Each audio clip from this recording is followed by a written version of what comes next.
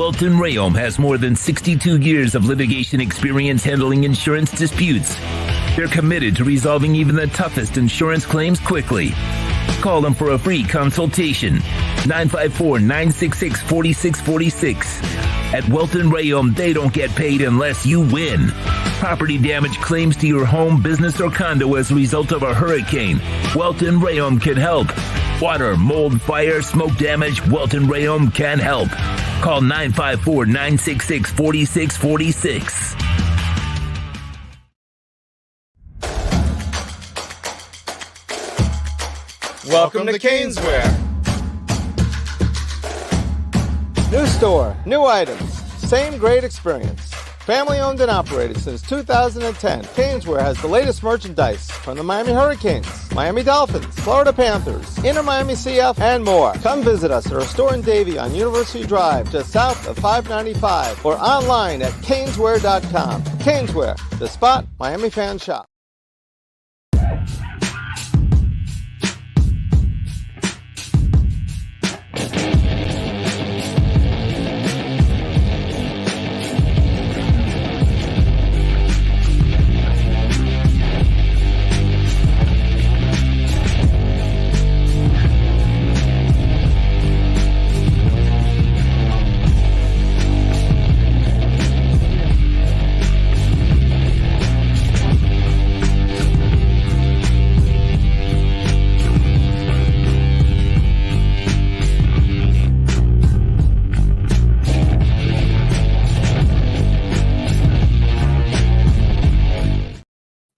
It is Friday. It is 6 p.m. and Squared Circle Digest on the air. Apologize for the time movements, but it's been a crazy week for me. And so we are doing it tonight, and thankfully Frankie able to join me.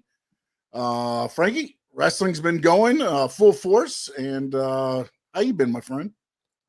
What's up, guys? Thank you, Sean, for having me. Yeah, making a big move. Having you. This is half your show, man. Thanks for buddy. Thanks for having me on. Fries. I'm the onion rings. Thanks for having me on a Friday. Yeah, everything's good. You're cursing in the back of your mind. So yeah, no, but everything's good, man. Just catching up with wrestling, and it's good to be back. Yeah, let's push through. Let's go. And sorry, I'm in the middle of sharing some stuff, but we are live. A lot going on. Let's see. You want to get into AEW first, WWE first? Where do we want to start? Also, if you're listening to us and you know friends, people that might listen to the channel they don't know, please send out. We're on the different channels. We're on my channel at Sports Talk with Sean Stanley, and also the Frankie Frezko channel, as well as on X. So please help us get that circulated out. The bird is the word. So please circulate it. Oh, I like that. The bird is the word. Isn't that from Family Guy? Oh, it's for Family Guy? No, at least but that's where the bird is the word. The bird is the word, or something no, like that. Right? they took that from Q-Tip. I don't know. I don't know what Q-Tip is. I just know I heard that from there, so I'm not going to sit there and I don't know. The bird is the word. The bird is the bird. The bird is the word. Yeah, he had it. He had rapper, it in right? Yes, he had Back it in the day, old school rapper. Right? He had it in one of his lyrics. I forgot which song, but yeah, he had it in one of the lyrics. We could talk AEW, man. It's all good. We've been busy with some movement going on in the AEW side, and stuff hitting just like 30 minutes ago, less than 30. Yeah. So, well, let's go ahead and let's talk about a little bit about what the breaking news was on the AEW side, and that was. Oh, hold on. I think I might have it here. Hold on.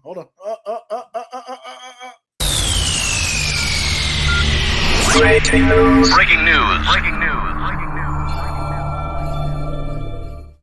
Oh, nice. I Go. love it. All right. Breaking news. Our man, one of the biggest stars in the AEW side, Mr. Kenny Omega, just went and posted that he is out indefinitely in the AEW world.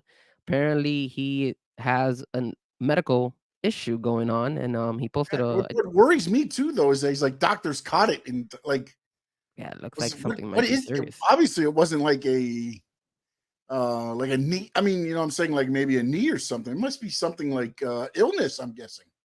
Yeah, it's probably something serious where he probably needs to you know, He's take hooked care up of it. all the machines. So if they're running an angle, kudos to Tony Khan. This may be the best storytelling AEW has done in a long time if this is an angle. I I'm don't just know. saying, I'm throwing it out there because again, I don't know what you don't know half of what you see and nothing of what you hear, but Kenny Omega did send out kind of a heartfelt Instagram. It felt like this was, like a legit thing that he's happy they got kind of caught in time. Yeah, and not only that, but it looks like he's it seems sincere, and I know they've been doing angles. I know supposedly the whole situation with Brian Danielson and the bleeding and the hurting of his eye when that took place at Collision, um that was supposed to be an angle as well. So it's been interesting the way that nowadays everybody's saying that any injury that's going on, it's being an angle. I don't know if you've noticed that. Like I think what was Yeah. the other one? There was somebody in WWE also that I believe kind of got hurt. Oh, Dragonoff for NXT. He apparently Well, that one kind of took on a life of its own because of who injured him. oh, who injured him? I didn't get a chance to see who injured him. The brawling brute guy again, the one that injured E and everything else. So Oh, it was him. yeah. It was set up for Mm. him to drop him, I guess, on his head, and then that's what happened. Oh, okay, that makes So I sense. believe that one took on a little bit more of, just because of who did it, and like, oh, he's just dangerous.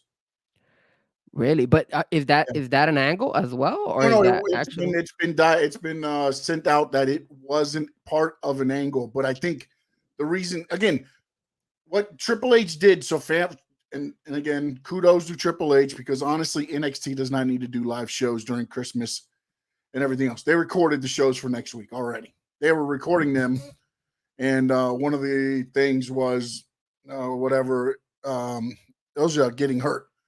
So, and again, it took on a life of its own because I believe it was the person that injured him, and I'm drawing a blank on his name right now. I'm drawing a blank because he just left. What's his name too?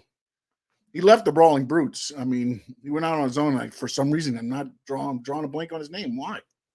yeah, no, I'm not sure. Let me see if I could while we're looking it up or we're talking about it, I could actually see if I Yeah, could and then pull it up. also real quick too, I want to send out Kenny Omega. This is what he sent from his Instagram page. I can't really sugarcoat this. I'm out indefinitely. I tried to keep pushing past the pain for as long as I could. It became too much. Luckily, doctors caught me when they did. I'll be here. So in the meantime, please enjoy wrestling. And he's hooked up. He's got IVs in his arms. And so, and again, he's in a hospital bed. So hopefully, well wishes out to Kenny Omega. I think this is more something, maybe he had an infection. I don't know. I'm just throwing that out there because it doesn't seem like it's a bad back or a bad knee. He's legit in a hospital hooked up to some kind of IV. Yeah, it's unfortunate because they were doing the whole Golden Jackets. Yeah, I Yeah, think it was called. against Starks and Big Bill, right? Yeah, it was Chris Jericho and Yeah, I wouldn't want Omega. to team up with Jericho either, so I do this to get out of teaming with Jericho too. The crazy thing is that they actually did do like a segment yesterday on no, I'm sorry, on Wednesday for Dynamite. So this does look like something just came out of the blue, Yeah, and yeah. now they're gonna have to go a different direction I with think he probably Jericho. was sick or something was happening, and he went to get and it probably had maybe an infection or something in his blood or something. I don't know. Yeah, it's They unfortunate, don't keep man. you overnight for something that's not. It's got to be more than just it's the sniffles or something. There's more to this. Yeah, They don't keep you overnight in a hospital hooked up to an IV.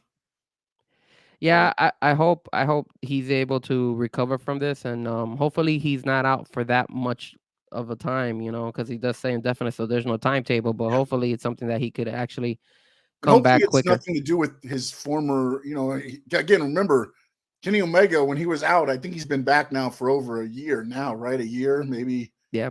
over a year.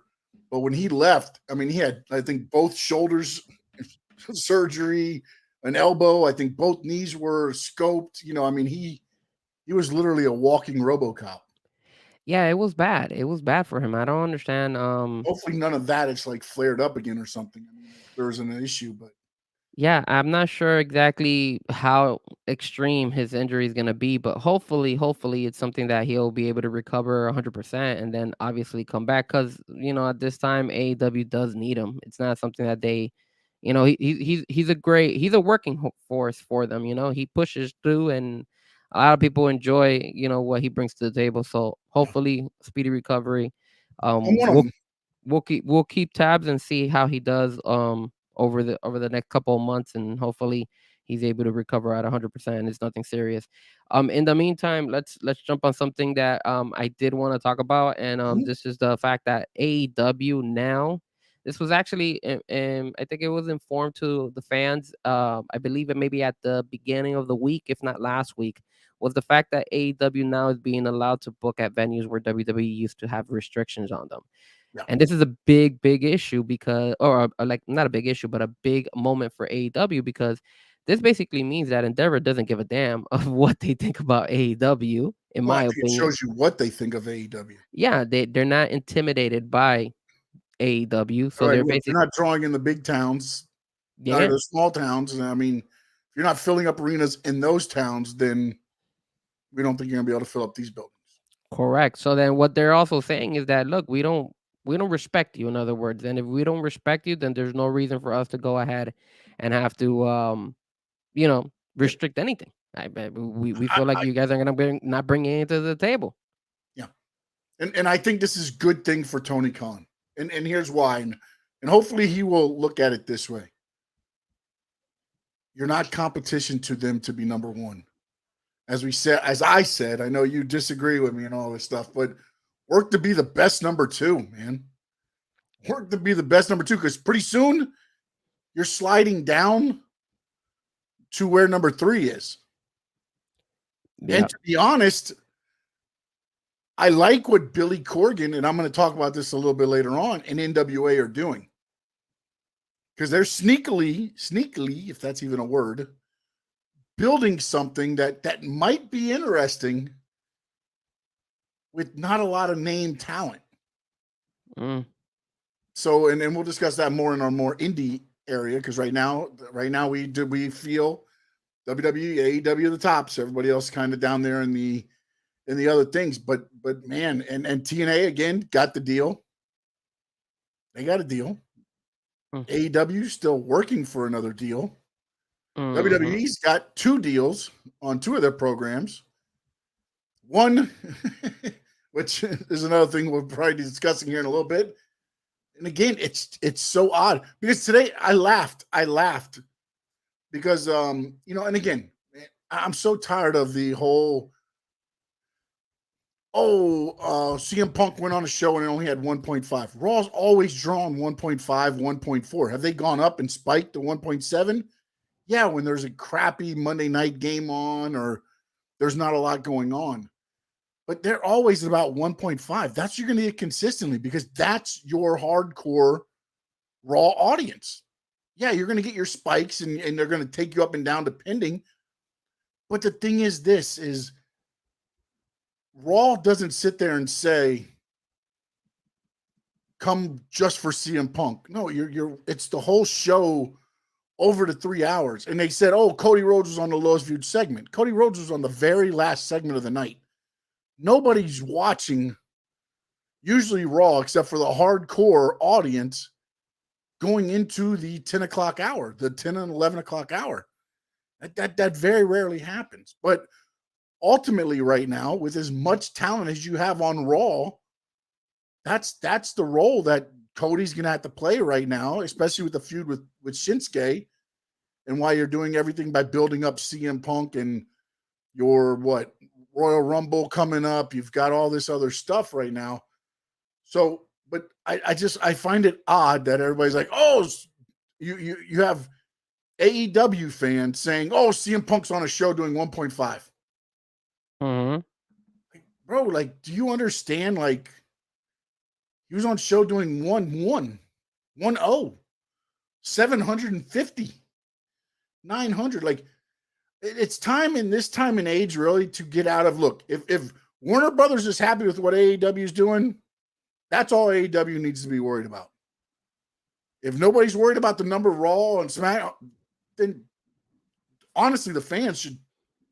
It's a number for us to look at. But to sit there, it's like the empty crowd before a show, and you look at the match that's in the ring, and it's like a dark match, and because the show started at 7:00, and there's nobody in the crowd because the matches don't start till 8. It's just the silly shit fans do on both sides, AEW and WWE. Just enjoy the damn wrestling right now, man.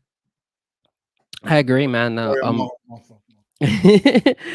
I agree with what you say. I obviously we don't see eye to eye when it comes to the fact that WWE is on a different level than AEW. I agree that they're in a different level, but the fact that I believe what ends up tends to happen is that AEW wants to eventually catch up to the WWE and eventually make it a powerhouse to go with it.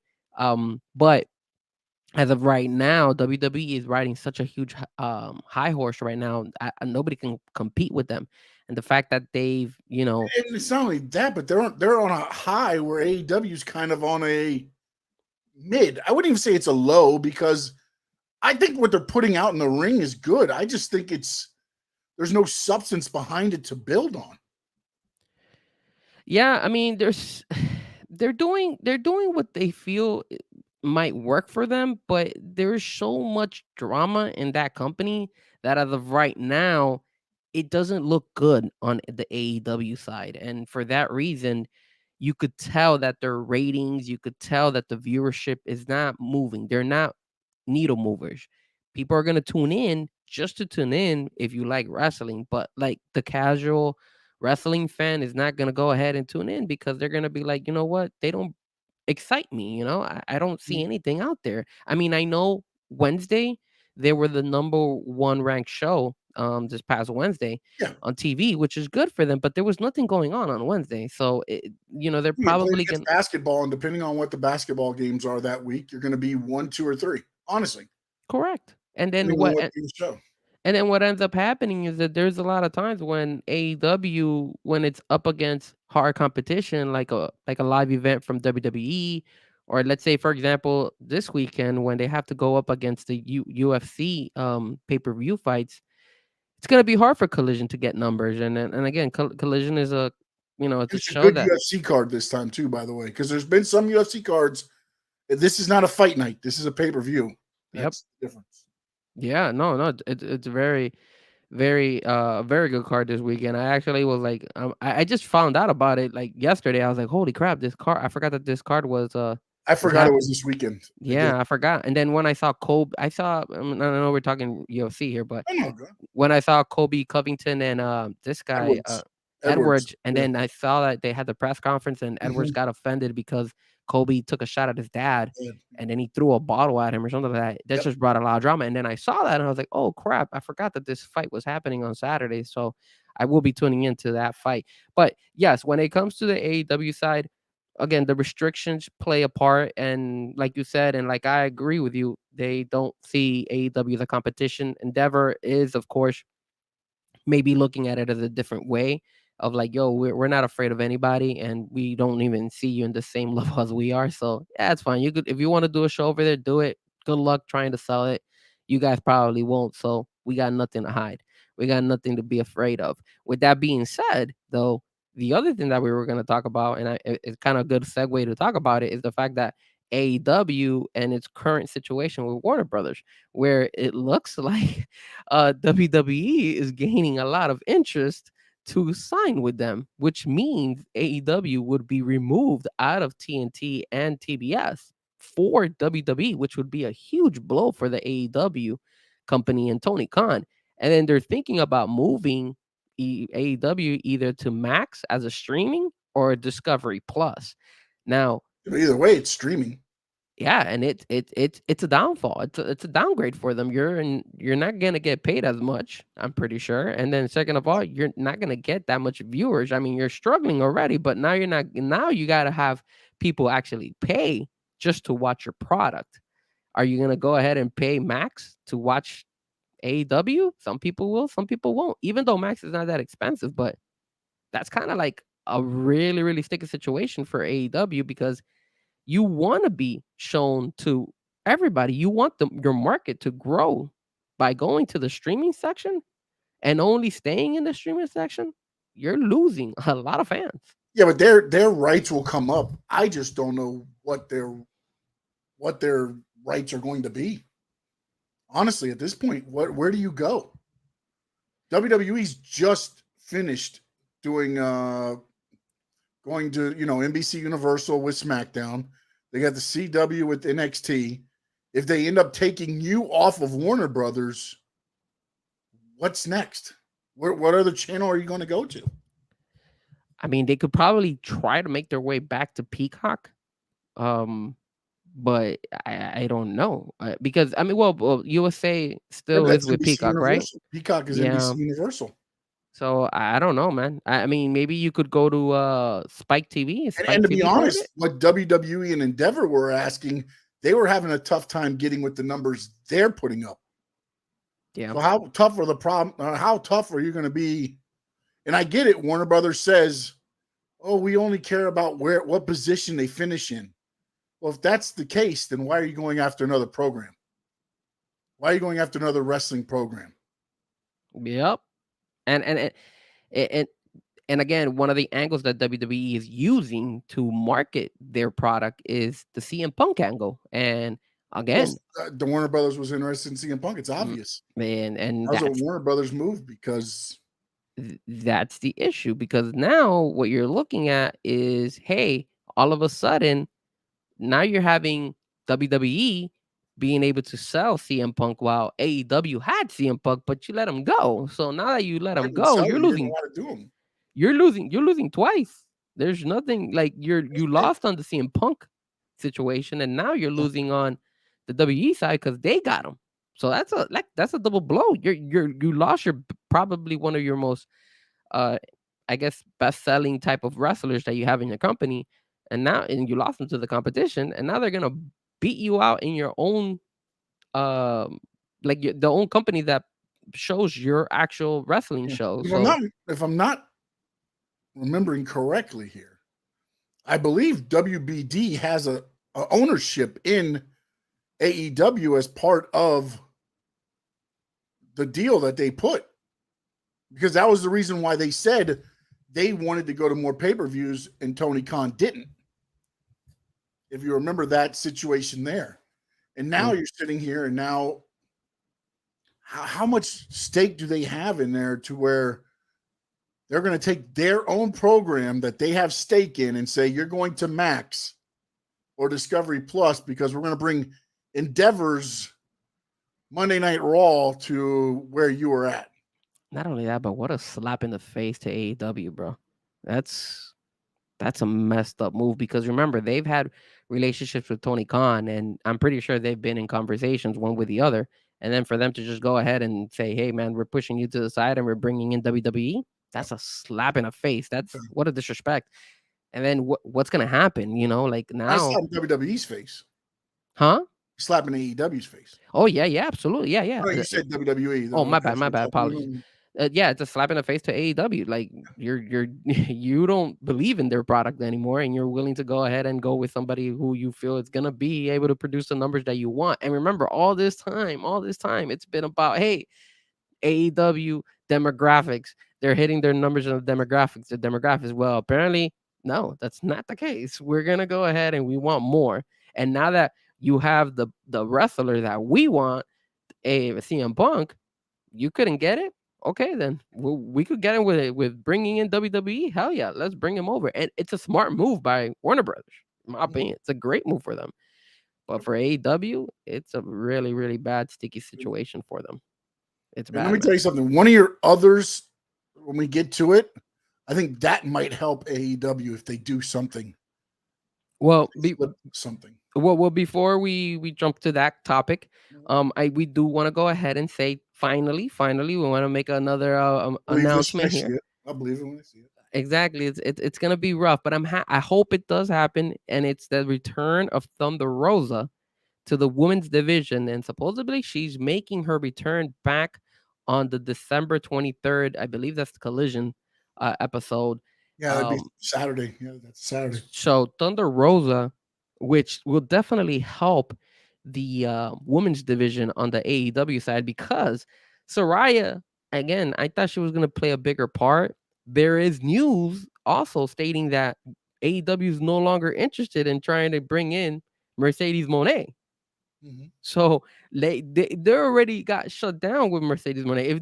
If there's no interest from the AEW side on Mercedes Moné, that means that, get ready, WWE, you're gonna probably bring her back. What that means is that Mercedes Moné has probably told them, I'm going back to WWE. WWE. Yeah, because you're not going to sit there and be like, there's no way, if you're a businessman, you're not, if she's not going and told you not, you're still fighting. You're still scratching. There still might be a way. And again, it's pro wrestling, so I would never say that she doesn't show up in AEW. This might be the ploy to where keep everything under wraps, say you're not interested, and all of a sudden she shows up. And again, it's pro wrestling, but at the same time, if WWE was interested in her and AEW is interested in her, right now WWE has been pulling everybody that's had that balance so far. They've pulled that other person. They've all went to WWE. They haven't stayed at AEW. True. And the crazy thing too is that at least by the the AEW bringing at least Thunder Rosa, at least that helps them, because I mean the expectation was Mercedes Moné coming back. And remember, how does that hurt Thunder Rosa though? Ladies and gentlemen, we couldn't get Mercedes Moné, but hey, Thunder Rosa's back. I don't think it hurts Thunder Rosa. I think it hurts AEW. No doubt. House Gildo Gazzetti also in the house. I saw that he said joined. First time we've seen a bird on there too, by the way. There's the bird in the word. The bird is the word. Yes, sir. And then remember, you got the donkey here. Oh, there he is, Jackass. Oh, but he's our Jackass, right? He is. He's our biggest scum of the earth, But yeah, so I mean, I'm excited though. I'm happy to see Thunder Rosa come back. I wonder how this is gonna start to like mess around with the women's division again, because we haven't seen Britt Baker in a very long time. And then now, the champions who have been in the Toni Storm, that's a big one. And Toni Storm never got along with Thunder Rosa. So that's that could be a good creative type of match that they can make. And Jamie Hayter should be returning soon, I would think. I don't know what her injury was, but yeah, she had a serious injury. And remember, I told you this. I was like, I haven't seen her in a while, and I knew she got you brought her up last week and a couple weeks ago, and I gotta believe she's going to be maybe back soon. I don't know. I mean, how soon? I don't know, but by probably the beginning of the year. She can kind of change the dynamic of the women's division by one, bringing back Thunder Rosa, two, Britt Baker reemerges, three, if Jamie Hayter comes back, and then Saraya's really taken a back seat. Where she's been. Yeah, she hasn't been there much either as well. I mean, she was there on Wednesday. She was there when because of Ruby Soho was fighting against Rio, and she was there. And then obviously they're working that angle of Ruby Soho with the guys who used to be Matt something. Yeah, those guys that don't like when Danny Garcia does his dance.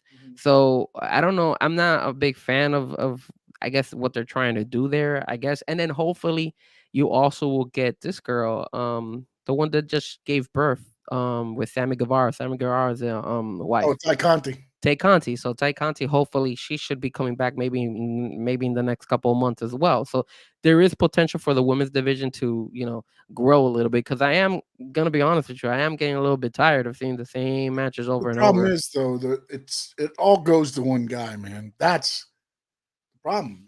That's the problem. He's the problem. Two initials. PK. It is, man. It is something that is concerning. I don't know what happened to the vision, man. It has the production and when they first started, the vision just seemed so clear. And I don't know at what point somebody mucked up the whatever, but man, the vision's just gotten dirtied and muddied and everything. And it's like, oh, well, let's sign the next guy that WWE cuts and let's do this. And it almost feels like WCW 2.0 at times. Well, I'm going to tell you something. I think they dropped the ball on Wednesday. Why are you gonna allow John Moxley to beat Swerve? Swerve is one of your most up and coming talents, and he should have won. Like there is so much hype right now on You gotta Swerve. sometimes call an audible, man. Yeah, I get it. man. Maybe you're trying to have I mean, I don't know when I'm looking at it. I'm trying to figure out who's going to be in the finals of that. But I almost feel like it's always been Moxley on the one side. Yeah. And then honestly, I think somehow they're gonna probably it's gonna be Moxley and Daniel Bryan. Yeah, but you could have easily changed it up. You You could could have have done done a swerve. because you could tell that there is a lot of people who are invested on Swerve, and he is selling. People are enjoying him, and bro, it's just something about it. Rightfully so, man. Rightfully so. You have to go like what you just finished saying. You have to go with like the high right now, and he is The same thing happened in WWE. Do you think Sami Zayn was supposed to get that push? no, No, it was a no, joke to put them all together, and then they're like, "Shit, we got something here." And then they yes, expanded the plans out. They were like, "Well, hey, let's just go with this. Let's see hell what yeah, happens." And it just said right down the train tracks, man. yeah, And it was like, and now look what you got. You've made stars. Not that saying that Sami Zayn wasn't a star, but you elevated him with that run in the bloodline, him turning on Roman in the bloodline, his match with Roman in his hometown. Like, I mean, you just built him up, man. when You you least built him up. expect it. When you least expect it, and then what ends up happening is now you have another talent you can showcase, and the fans are invested on them. And then all of a sudden, hey, now we could do more stories than what we have before. And also, the mistake you made is this: you put Swerve over in a Texas death match against Hangman Adam Page, and then you'll have him lose. It's so bad, bro. Like, what? It's so bad. Moxley's Like, lost to Orange. I mean, and again, I get it, it's pro wrestling. It doesn't mean because this guy lost this guy. I get it. I understand what pro wrestling is. But again, if you're trying to tell a story, Swerve is coming off of that sick ass Texas death match with Hangman Adam Page, where he went to war, wins it. Then he goes the next week and he beats. Who did he beat before this week? Who was the one the week before? was it? Was it Roosh? He did beat Roosh. Yes. I think it was Roosh. So then he beats Roosh, and now he goes here, and it's not like John Moxley can't lose a goddamn match, man. But again, you're making And again, I'm not saying this in Swerve either, but this Swerve was going, he's elevating quickly. Now he's got to go and then fight through your incompetent ass to keep his Swerve going. It was just a bad call. Like, as soon as I saw that he lost to Moxley, I'm like, God damn it, there it is again. AEW making again. They're what you remember what we've always said. Tony Khan has written down a story for every single little thing he wants to show on he doesn't AEW, come off of it apparently, but he never makes a left turn, and that could hurt you because you were hurting your talent. That guy Swerve should be the next biggest pop besides MJF. Look how MJF blew up. You should have gone ahead and done your best to make Swerve Strickland as big as MJF, and then you could build a hell of a fight between Swerve Strickland later down the road against MJF, and people will tune in because those are your two best wrestlers that you honestly can go ahead and say, damn, I'm invested on both of them, Like, who am I going to pick? Am I going to pick Swerve or am I going to pick MJF, And there's going to be fans that have to pick and choose. There's a lot of fans that like Swerve compared to MJF because he's an alternative, man. He's an alternative for the guy coming up, man. That's what Swerve is your common man, the guy that no CEO is going to look at Swerve and be like, that's my next executive vice president. You know what I'm saying? Like that's the again, the way he talks, the way he dresses, the way he comes to the ring, everything. It's that he's everybody. He encompasses everybody. And man, that's what everybody's is wrong. And then the catchy ass, and the tune, the Swerve, and all that, and then Nana dancing to the ring. I mean, all this helps. But again, a lot of that is being done by them through social media. They're building themselves up. Yep. Allow them to do that. I don't understand why you want to cap a lot of this stuff. And And no doubt, real quick, I want to go. yeah, Agreed, AEW lacks vision, short or long term. Do you think it comes from the constant in and out? Or alternatively, could the constant in and out be from the chaos? Another question, does AEW have enough talent to carry the amount of material being released? Shoreline, do you think it came a constant in and out?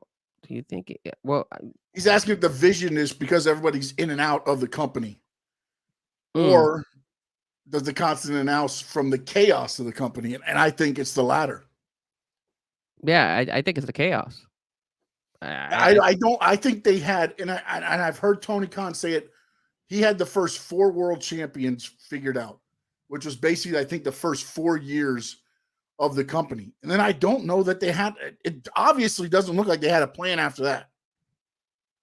Because this is just, For me, reading the question now that I'm actually reading it, I think it's a little bit of both. I think the fact that they're so in and out, and the fact that they have like visions for each one of these guys planned ahead, and they shouldn't do that. But then also, I also feel that whenever something goes wrong when it comes to AEW, they'll just up and leave and be like, whatever, man, I'm not gonna do this, and just yeah. walk out because they don't Because respect Tony again, Khan. they have a little bit of creative control. And this is the other thing with between WWE and AEW. WWE has the year planned out. They've already sat down with the guys and said, okay, look, this is what you're looking like through the whole year. This is what we're getting to. They talk to the and not to get maybe, and again, not every superstar. Some superstars probably have say in some of the stuff they could do and this and that. Whereas in AEW, I feel like everybody has a say in what they want to do. Tony Khan goes to you and is like, hey, I want to do this, this, and this. No. Why don't we do this, this, and this? Yeah, but then that changes this. Okay, let me go over to this guy and see if we can change this, this, and this. Okay, now, if I change this guy, now I got to change this guy. And that's the chaos that I'm talking about, I believe, is why people are in and out. Because it's like, okay, take Lexus King, for instance. I mean, put just a little bit of time on him, 10 minutes a show, and he looks completely different than what you saw given to you by AEW. I'm not saying he's great. I'm not saying WWE's made him anything. Yeah, but you can see him growing a little bit, and you can see what he kind of has. You know, and they just wanted to be like, no, you're Brian Pillman Jr. Almost to the verge where it was like, no, you're going to be that. And I don't know that he wanted to be that. That could be true because he lasted a while in the tag team with that other guy, and they didn't do. Nobody was invested on them, and then they had a good little push, but that was only to get to the tag team title match so they could lose. Yeah. And then Lexus King, look, he lost against Carmelo Hayes at Deadline, but it didn't hurt him. It didn't hurt him because you saw what they did with him. And I know we don't talk that much NXT on the show, but they just put him on the breakout tournament for the guys. So but also what he's done is he's become his dad's character, but when his dad went crazy and created all the chaos. Remember, he went to Eric Bischoff and said, I need you to fire me so I can play this whole thing out. Bischoff fired him, and then he went to WWE. Yep. You know what I'm saying? Like, it's another version of his dad's character, but this is the loose cannon, Brian Pillman, and he's put his own twist on it, where he's the controller of chaos in NXT now, where he started he starts all the chaos and then just kind of lets everything else fall into place. Yep. And then to answer the other question of no doubt, does AEW have enough talent to carry the amount of material released? Absolutely. Yeah, they just don't know how to use it. They have too much talent at times. Yeah, they just don't have. They really only have 4 hours of TV. I don't count Rampage as freaking TV. Look what they did. Look what they did on Wednesday. They dropped the ball again, and here's why. They brought in Andrade El Idolo to do Dynamite. And I was like, why are you bringing Andrade El Idolo to do Dynamite? He was doing fine in Collision. And I've always said this. I've always said keep the roster semi-split because it brings more reason to watch it. I like watching Collision because I could see Andrade there. I don't see him in Dynamite. now they brought him on Dynamite, and I know it's that tournament, but still, that doesn't make any sense. Don't bring those guys like that. Like right now, this guy, damn, Andrade's with CJ Perry, Perry.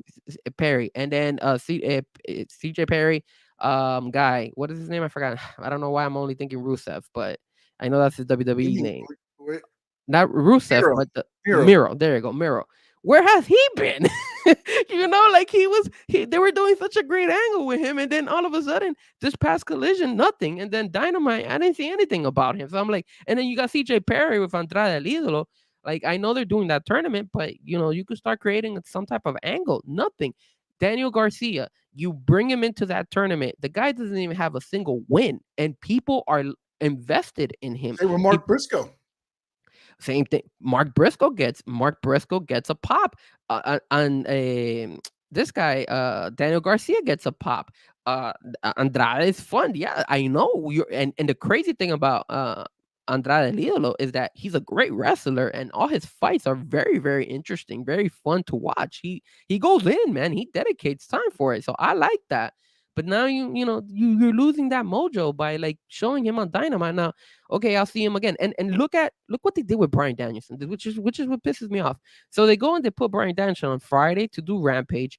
Bryan Danielson goes and goes on social media and says, "Hey, if you guys don't go ahead and watch Rampage, I'm gonna go ahead and draw a fee. Like I'm gonna send a fee out to all the fans and stuff like that." And then you bring him on Saturday. Obviously, Saturday was taped, but dude, do you really want to see Bryan Danielson wrestle on Friday and Saturday if you're watching all the shows of AEW? No, it doesn't. It doesn't make any sense. Why? Because at the end of the day, I was happy to see him against Andrade. I didn't have to see him on Rampage. I know a lot of people don't tune into Rampage, but still, it's what is going through Tony Khan's head to book these type of wrestling matches and these type of like promos and different type of like it's just ridiculous. It doesn't make any sense. It's sad. Tour time is here. So listen to this. I don't know if you caught this. And I did not catch the original one, but of course, dirt sheets are there waiting for everything to come out. All Elite Wrestling at 7:48 on December 14th, which would have been, actually, this is from the one, I'm sorry. Yeah, because December 14th was yesterday. It was the 13th. Okay. They tweet out, Jay Briscoe may have been eliminated from contention last week, but that doesn't mean he will stop fighting. Watch AEW Dynamite winner is coming live on TBS.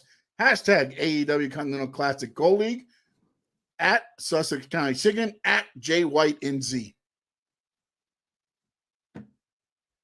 If you look at the standings, taken down afterwards, but of course, everybody knows, of course, the tragic passing of Jay Briscoe. They meant to say Mark Briscoe, but the AEW team, whoever was doing it, sends out Jay Briscoe. Wow. And then look at the standings of that tournament. So Moxley there's the Gold League one, which I know they're doing the soccer thing. So this is all the soccer thing. So Moxley has 12, Swerve has 9. Jay White is the only other one that could technically probably win because he still has to fight Moxley. So I guess they're trying to put Moxley and Jay White because that's the last fight that Moxley has.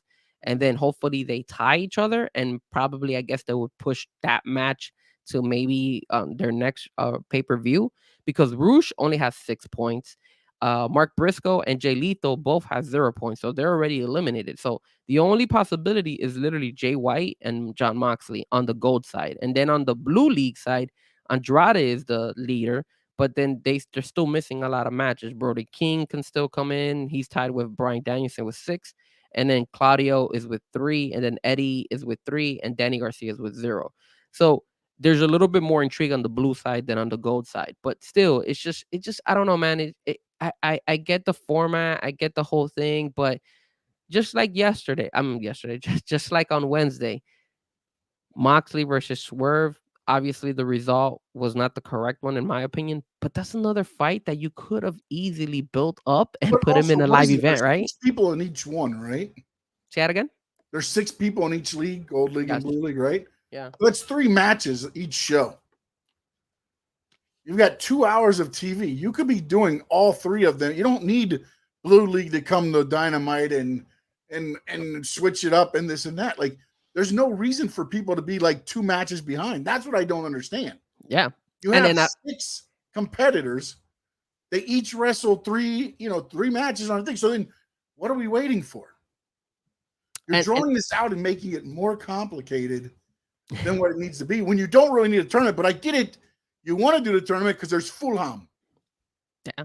And what Tool Time is right. The tournament doesn't move the needle. It doesn't. No, it doesn't do anything. It doesn't do anything for them. It spreads out because what they're doing is doing you 1 match and a match here, a match there. It's spreading out the time to their next pay-per-view is what it's doing. So it's even tracking out the tournament, making the tournament that much more unbearable. Yeah.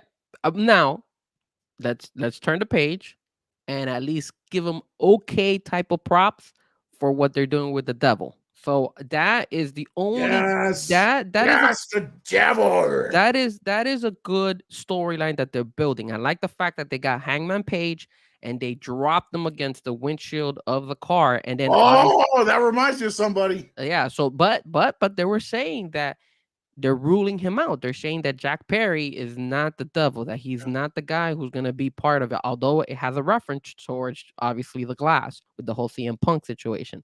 Now, is it possible that Jack Perry is the devil and they just trying to push it that way, don't sell it like that, they don't find out that it's him? Possibly.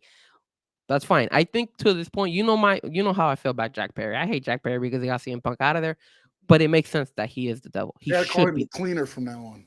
They should put him shit up. They should make him the devil because number one, a lot of people are gonna hate him just because of the fact that CM Punk left. No. If he unveils himself as the devil, they're going to be like, this motherfudger? Really? Yes. No, but this guy? no. Really? It's going to be a letdown, bro. It's going to be a No, letdown. it's not going to be a letdown. No. How is it not going to be a letdown? Jack Perry? Okay, so let me ask you this. Jack Perry's the devil? Who would fit the role as the devil then? I already told you who I think it is. I think it's Adam Cole. Yeah. I think it's going to be Adam Cole. But here's the thing I said where Tony Khan can save his own ass. Whip off that goddamn mask and make it freaking Tony Khan. Oh. Make Tony Khan the goddamn devil. Now you're going to bring some shit into AEW and the devil will be running AEW. Wait, hold on a second. What you do. Hold on. Are you insinuating? You're welcome, Tony Khan. Are you insinuating that WWE takes an angle like Vince and Stone Cold back in the day? Is that what you're insinuating? Do it, buddy. Do it. That's not a bad idea, man. That's not a bad idea. And think about this. With all the chaos in the locker room, if he comes out and be like, you want to know why there's damn chaos? Because I'm the devil and I don't give a shit about any of you back there. Wow, that is good. Have him go full heel on everybody. I don't know if Tony Khan can pull this off either, but dude, I would just be like, screw everybody in the back, screw everything else. I am the devil, and I'm going to pick who my world champion is going to be. Yes. That is a very, very good angle. Look at Tuto. No way. Exactly. Listen, I'm not going to sit here and say, because Tony Khan will be there and be like, I'm the devil. Actually, be like, I'm the devil. I'll get you guys. I'll get you. He has to grow some balls, and the first way to grow some balls is by going ahead and being the devil and stepping up. I'm telling you now, man. I feel like if Jack Perry rips that mask off, everybody's gonna be like, ugh. Well, look, they're gonna hate him, they're gonna boo him and things like that, but they're not gonna get the response to me that you would get one if it's Adam Cole, just because of the situation with Adam Cole and MJF, or after we did the one segment, that's why I said the way Tony can get some stuff going is if he could end up somehow being the devil. Look, I'm not gonna lie to you. The whole Tony Khan type of idea, I think it's amazing. I think, yeah, do it. And I know Tony, what Tool Time says, he's not as entertaining as Vince, but so many people don't like Tony Khan. That's the thing. So once you start hating him, and once you see that he's screwing over MJF, he's screwing over Adam Cole, he's screwing over Hangman Page, he's doing whatever he wants. He hit the Acclaim. Remember, they've been attacking just everybody. Like Vince used to do. I can hand pick my champion. Remember, he had Undertaker and Kane in a match. They both pinned Stone Cold, and then he was going to award them the title. And that's where the whole dry cleaner thing the Zamboni came in because Stone Cold rode the Zamboni to the ring and then Yeah. clotheslined both of them before they could get the belt awarded to them. Yo, that is a very good And then storyline. with everything going on, whether it's true or not, the line's already blurred with the people in the back and Tony. So at this point, why not let people be like, huh? And people already hate Tony for letting They CM hate Punk him go. right now for what it's gone to and everything else. Just be like, Yeah, just yes, this was all part of the plan. As the devil, let it go to shit. I don't care. I'm gonna run this. and not only that, but you not only are you winning viewership because now you're bringing that angle. So now you could bring MJF, be like, yo, screw you, man. Because remember the pipe bomb. He could even go that far back and say, look, I thought about this since the moment that guy did that pipe bomb on me. Yeah, And I want to go when ahead. he looked at, you saw the look he gave CM Punk when CM Punk was talking. That looked like bewildered look. He'd be like, that's when everything started turning. That is so creative. Look, sign us up, Tony Khan. Well, sign Sean, sign up Sean, because he's the one who came up with this, not me. I'll run with it. I could throw other stuff, but now that all the way back and be like, yeah, I brought you back just so I could get rid of you again. And again, he can't say that right now because I think there's a lawsuit, so he couldn't really throw CM Punk in there. But he could say, my mind started turning on this when the incident, when Brawl In happened. My mind started turning, saying, why am I letting these people do this to me? This is my company. I'm going to handpick who wins and who loses. I think it would work. And then if he needs help in trying to be like a bad guy, I'm pretty sure he could ask anybody backstage to help him out, like a Bryan Danielson or anything like that. So yeah, no, definitely. And then also what you do is you take all these guys that you haven't had on TV in a while, Miro, Keith Lee, some of these guys, big guys, your big henchmen. These are my guys that are going to be. I get they got all these guys, different guys dressed up every week. Wardlow, FTR, The Kingdom, and all this stuff. I get they've had different people. But when you have the Devil's Henchmen, it's Keith Lee. It's Miro. It's all these big guys. It's Lance Hoyt. It's all these huge guys around little Tony Khan. And well, then you can't use Keith Lee because Keith Lee, like one of the 4 guys that they always use to beat up on everybody, is not as big as Keith Lee. But you could still get away with some of the guys that they probably could do. They don't have to be the guys that are under the mask. I mean, they could bring them over. He's like, I use those guys. Now I've got real henchmen. Yeah, he could do and that. You bring out the biggest, baddest mofos you have there. And what they do is, and you don't have them wrestle for you. No. You own the damn company. You change the rules in AEW to where there's no really disqualifications, right? So now when you want a match, I don't want that guy to go over. Keith Lee, go down there and fix it. You send the fixers in. They do whatever they want to do. Put a guy over another guy. 1, 2, 3. Not saying every match. You don't do it every match because then you kind of ruin everything. But you show that you're, as the devil or as the owner of the company, I'm going to tell you what. And then again, you do what Vince McMahon did. I'm going to tell you fans what you really want to see. You don't know what you want to see. I'm going to tell you. And then it starts making him even more of a heel. Yep. But I don't think Tony Khan is that bright to do that. And I don't think Tony Khan at this point, what do you have to lose, though, at this point? Honestly, if you're just like, what do we got to lose? True. But remember what we just spoke about when it came to Swerve and Jon Moxley. He doesn't change from his timeline. He has everything lined up perfectly, and he's not going to divert from it. Swerve is not mine. Swerve's not mine. Yeah. He could do that, but still. Because here's the other thing I was thinking too in this whole thing. What is the one thing Vince McMahon did when he ran WWE and like every day? If you were not a Vince McMahon creation, you're done. You're going to get a little bit of a run, but he's going to kill you off. NWO, Hollywood Hogan. You come back? No. I created Hulk Hogan. That's what's going to win here in WWE. You know what I'm saying? Like, if you weren't created by Vince McMahon or WWE, bon voyage, see you later. And you know what? If he was to do that, he could probably save AEW from getting moved out from TBS and TNT, to be honest with you. Not only that, and then now you start saving your MJF, your Wardlow. Why? Because these are guys that I created. And not only that, can you imagine if he's a heel and then he goes to All In as a heel? Jesus, and that crowd, You have so much potential. But again, I just don't feel Tony Khan is gonna divert himself and change up the storyline in his book. He always has it lined up and he always Yeah. keeps it like that. I hope. And then no doubt says who would be the Stone Cold character. MJF would be the Stone Cold character. Yeah. Twofold. One, to fight it now, and then two, to join in when MJF says, I created you. I allowed you. And nobody else gave you the opportunity to do what you're doing. I did. Now he becomes that heel again. I know, and you want to turn. And you know what he could do? You know what he could do to make that turn to go with Tony Khan? He betrays Adam Cole. He beats Adam. He backstabs Adam Cole, and you even get that pop of like, oh my God, you just screwed over Adam Cole, your best friend. What the hell? Dude, there's so many beautiful angles that you could create. You could stretch this out as long as the bloodline angle has been stretched out in WWE. There's could be so many tentacles.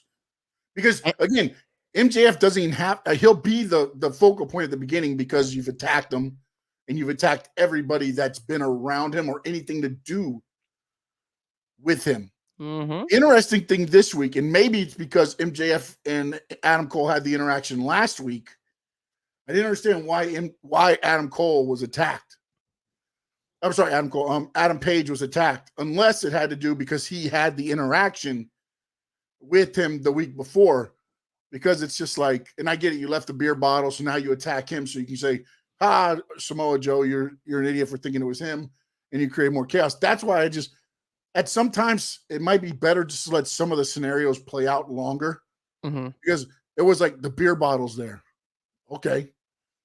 But why did you have to attack Page and put him through the windshield? Why couldn't you put somebody else through the windshield? So now you've got Page and Jack Perry. It's like you're eliminating one to get to the next. Well, sooner or later, you're going to run out of who to blame it on. Then you could have Page and Perry through the smart marks of AEW. And then you start doing other little things, and then you start throwing more people in as who the devil is. Well, the other thing I had heard was that apparently, hold on a second. Hold on. Oh, what happened? Hold on a second, because something's going on here. Oh, no. I might get disconnected, just FYI. Oh, no, what happened? The cable bill just came in? Uh-oh. Charging. But I might have to come back. You're there. Your voice is there. But there you are. Now you're okay. No, I think we're good. All right. So sorry about that. It's just I just noticed that I had my power cord connected to my laptop and it was saying not charging, and then it's still saying not charging. So I'm a little bit concerned. But we'll see. We'll see. If guys, if you see me, it says it's not charging. I don't know, and it's at 6%. So I'm a little bit concerned. So if I leave the stream, my bad. My apologies. But no doubt said is TK able to take hits. That's the thing, though, is you don't have to really. Until you get to the point, Vince McMahon couldn't take hits. Vince McMahon is the worst bumper in professional wrestling history. Vince is not a wrestler. TK is not a wrestler. Doesn't matter. Just get thrown around, beat up, but escape. Weasel out right before you get touched until it's time, which Vince and Stone Cold did so well, until it was that time to take the stunner. Then you hit them with the stunner or whatever, and then you get the payoff. You don't have to be able to do just let those guys take care of you. Yeah. I think overall in general it's a good storyline that they could really pull off if they do it right. But only time will tell when it comes with Tony Khan. But with that being said, I think it's a good time for now to jump into what would be our no debating list. Today's a little bit different, guys. I went ahead and I told Sean, I was like, we're gonna try to do this. So our top 5 no debating list tonight is our top 5 favorite segments. So let me clarify a little bit for you guys. So these segments could be either something that inspired them, like an inspirational type of segment that they did, a funny segment where somebody is like you always will remember it because hey, they were funny as hell for what they did, or a promo where they're selling themselves or saying, hey, look, this is what, like, there's different ones. So just to kind of give you an idea of some of my some of my what do you call those, the ones that you honorable mentions, buddy. Honorable mentions. There you go. Sorry, That's I'm good. off. I'm off by. I'm off I know, by you're because we're frozen. You're frozen right now. Your voice sounds great, but your really. picture is just frozen. I'm telling you You kind of got a something. thumbs up looking thing going, like a serious face. It's kind of. I'm kind of scared over here. I'm Oh scared. no, don't say that. Don't say that. Let me see if this works. Oh, I'm telling you, my computer's like having issues right now. I have no idea why. I used to working on a Friday. It's like, what the hell? That is exactly the reason Well, actually, why. no. Is that same one you use for your DJing, or no? It's a different one. No, it's a different one. Oh, okay. Then yes. Am I still frozen? Yeah, it Still looks like frozen, I'm man. still frozen. Man, I You know, wonder like, can I I'm can I try to still pull you off and see if I can pull you off and pull you back on. That still didn't work either. Wait. No, Oh, it didn't. now it's blank screen. You're Now there's right. I do nothing on see. there. I do. Let me see if can I still share my screen? Let's see if I can still share it with you. Boy, here we go. We're gonna find out right now. There it Oh, is. It's you there. can share. Yeah, Yeah. at least you get the dark side of Frank. No doubt says better than some of O's frozen faces. Yeah, I don't know what happened. I don't know why my face. I do see myself on my because I have my other laptop here, and I'm like, oh man, I'm dark. I'm on the dark side. Hold on, maybe I could do this. Hold on. At least you can see. Can you see that at least? Yeah. No, But now it's my logo for some reason. that's It's the Square crazy. Circle Digest logo. Why? Let me see if I press this, do I come back? Did you Let's see. cut the Let's see. camera off and cut it back on? No, no. Let's see. Did it come back? Oh no, it didn't. No. I don't know why. That's weird. Your hose, buddy. It's okay. It is what it is. So I'll do. What do you want? Do you want the whole blank screen, or do you prefer the Square Circle Digest logo? Whatever you want to go with, man. Let's go. Let's go with the logo. I'd rather have the logo than not have anything on there. So let's go ahead and let's try the top 5 honorable mentions first and foremost. So one of my honorable mentions was, if you guys remember, one of the funny ones was Hulk Hogan, Hollywood Hogan, The Rock, and Kane. And one of those was, I don't know if you guys remember, when he went and he said, "Oh, you know, What you gonna do, brother?" yeah," and then he was like the Canaan axe and all that stuff. So that for me was a hilarious type of segment that they did. It went well, but it was good because he mimicked and he made fun of Hulk Hogan and he made fun of The Rock as well. But at the same time, he was able to put it all together in one piece. So that's an honorable mention on my side. What about you, Sean? You have anything I honorable have mention? 3 honorable mentions.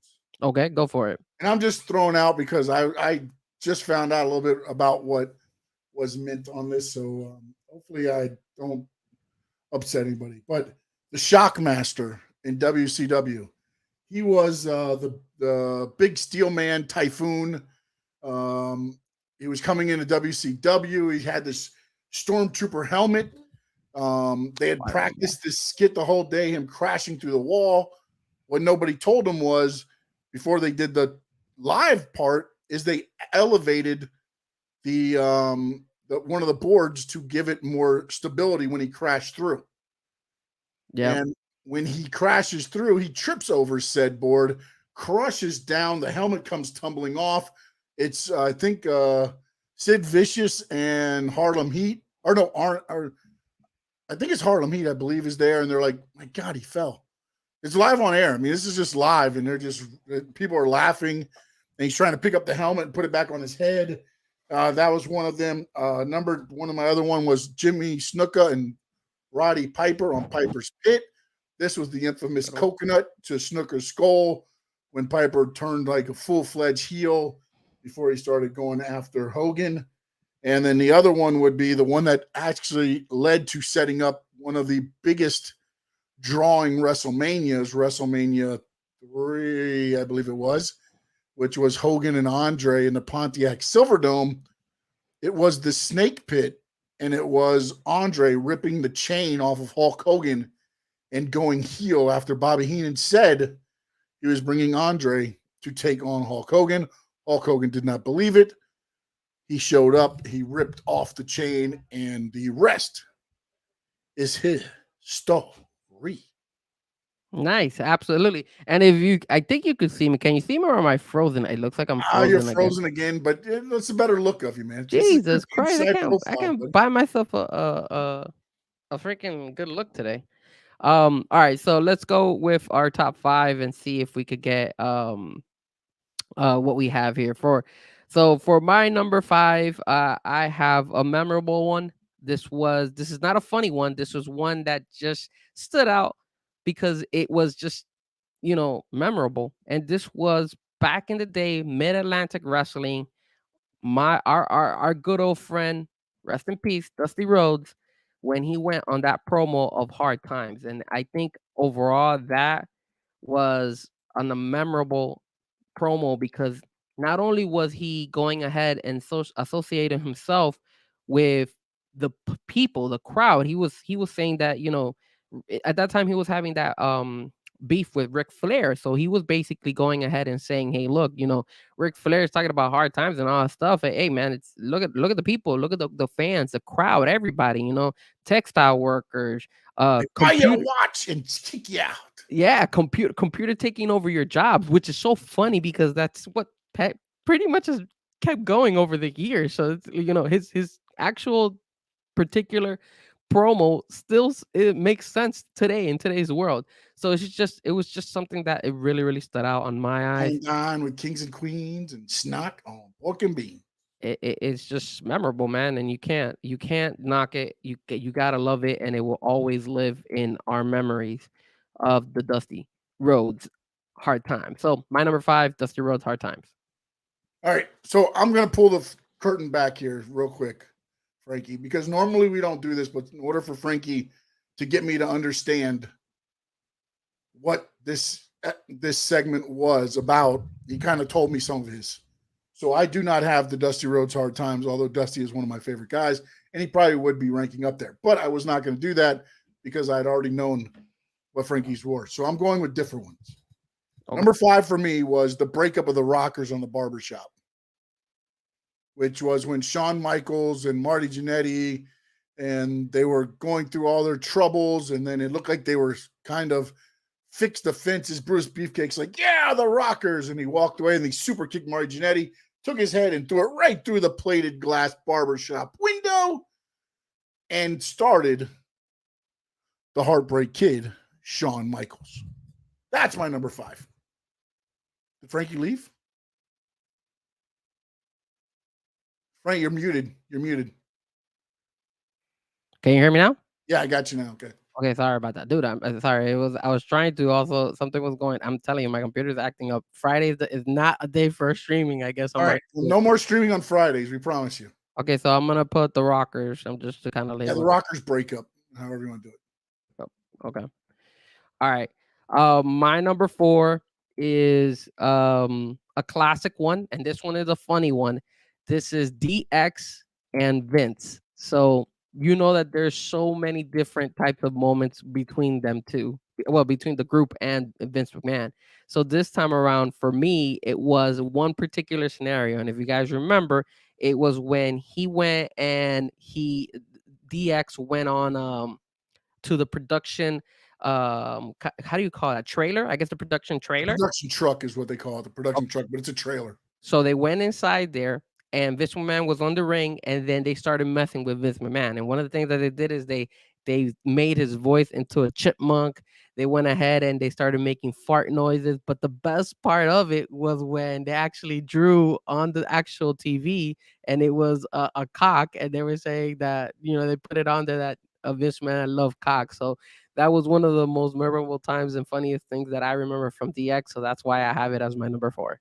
And I believe also they were in South Carolina at the University of South Carolina, which is home of the Cocks, the Gamecocks. That's cool. That's funny. And then, so my number four is the Macho Wedding, which was Macho Man and Elizabeth's wedding. The Undertaker and Jake Roberts kind of break it. They open up the gift, and it's a cobra that leaps up. That was one of good segments that I remember, and it also led into all the stuff with the cobra biting Rand, and it led to a lot more throughout with Jake the Snake. Awesome. My number three is one of my favorites of all time. Oh man, I'll tell you this. I can't stop watching it. I always watch it on YouTube when I get a chance, especially when I'm like, like I have like spare time and I don't, I'm not doing anything in particular. It's the Kurt Angle "You Suck" segment. And if you guys remember, or if you guys haven't seen it, or haven't seen it in a minute, and I'll put here Kurt Angle, that way you guys can see. So it was a part where Kurt Angle is actually coming out from with his intro song, and then everybody was yelling to Kurt Angle, "You suck."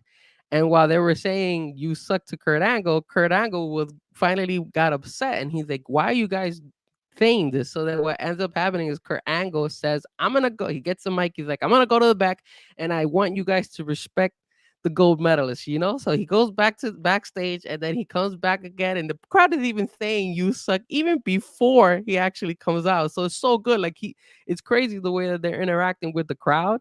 So it's so funny because you have that, and then as soon as he says that, you see Kurt Angle going ahead and saying, "Stop it, stop it." And then actually at towards the end, he's like, "If you guys don't show up, I'm gonna go ahead and I'm gonna, not gonna do the main event." And then when he finally comes back, and you see in the back, he's talking to Eric Bischoff and all that stuff. Because at that time, Eric Bischoff was holding it down as the manager.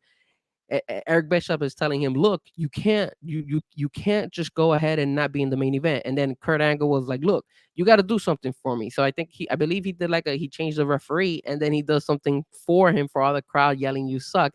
And it's funny, he bleeps out the fans when he's saying "you suck." That shit, that thing was hilarious, bro. I was laughing my ass off when I saw that when it happened, and then I always tune in and always watch it. So that's why I have it my number 3. And actually, it reminds me of another one that would be an honorable mention. That's Edge and Kurt Angle when they were doing the whole thing, and he had the pictures, and it said, "This guy's a dork," and it pointed to Kurt Angle as he's looking at pictures reminiscing of him and Oh Edge yes, together, yes, and I it's got remember the that. photo, and it's showing this guy. That's another funny one there. But one of my other ones, and my next two are kind of similar. It's Rock and Vicky Guerrero. "You look horrible tonight," when he's saying Oh, that's a good to, one. to Vicky Guerrero. Vicky thinks he's going to serenade her to "You look beautiful tonight," and he changes it, and it's like, "You look horrible tonight," and then all that stuff. So I love those Rock serenades and those things like that. I watch those over and over. I think personally we could actually have a whole list of just the Rock Rock, segments yeah. because he was so good back in the day. My number 2, and you guys might be a little bit surprised, is not from the WWE side. It's from the Impact side. And I know if my brother was watching, I know today he's not watching, but definitely the woo off Of the is best things you'll ever see on YouTube. the woo off is a memorable thing. I think one of the best things Impact has ever done.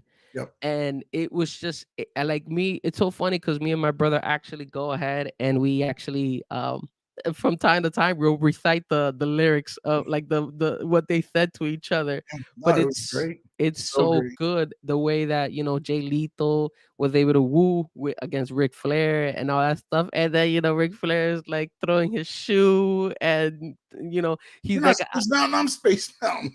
yeah, and there was the one where he goes, he's like, oldest ride, longest line. That shit's so good. Can you imagine that? And it just Ric Flair was so good.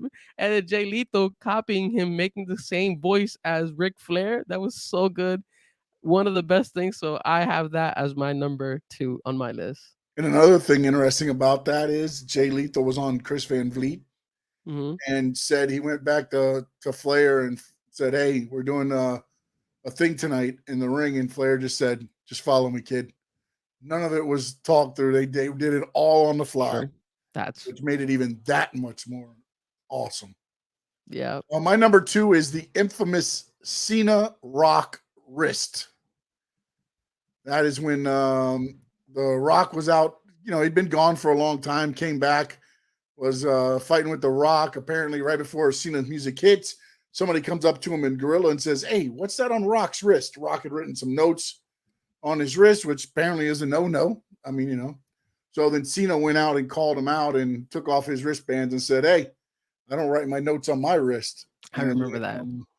That was one of those segments there that was very good. He brought back the Thugonomics, and then Rock did a concert night. There was a lot of good things when they're feuding with the Cena and Rock stuff. And they really never touched until it got to WrestleMania, which made it that much better. You know, that actually reminds me when you say Thugonomics, the one of Cena and Eddie Guerrero, where they're having that street brawl outside and they have all the cars lined up, and then he's like rapping and dissing Eddie Guerrero, and then they had the street fight. So that reminded me of that. And another one I didn't mention as an honorable mention was the Eddie Guerrero promo that he did with Brock Lesnar, where he was telling him, everything that, how he came up, like what he's been through and how he's gonna win the championship. So that one was a good The one. stuff with Eddie in China too, when they were doing, Latino Heat. Those were good, man. Those were some good stuff. Yeah, absolutely. My number one to end the top 5 on my side is The Rock and Stone Cold Steve Austin one. And now this one was the fact that they both came out on the ring, obviously. And when they both were talking to each other, this segment must have lasted like 15, 20 minutes.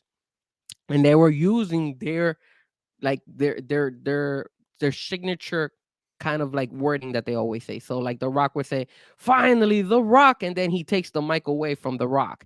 Stone Cold will go ahead and say, "'Cause Stone Cold said," and then he'll take the mic away from him. And then The Rock would go ahead and say, what and then the other one would be like the same thing, and they would do that all the way, and then at the end they sing together, and then obviously at the end it ends with The Rock giving Stone Cold the rock bottom. That was just, bro, I don't know if there's anything out there that like in today's wrestling that could compete with that, because that's just something that will always be in my head. And that time in WWE was so special. Like anything they did worked all the time. So that one for me is the reason why I have it my number one.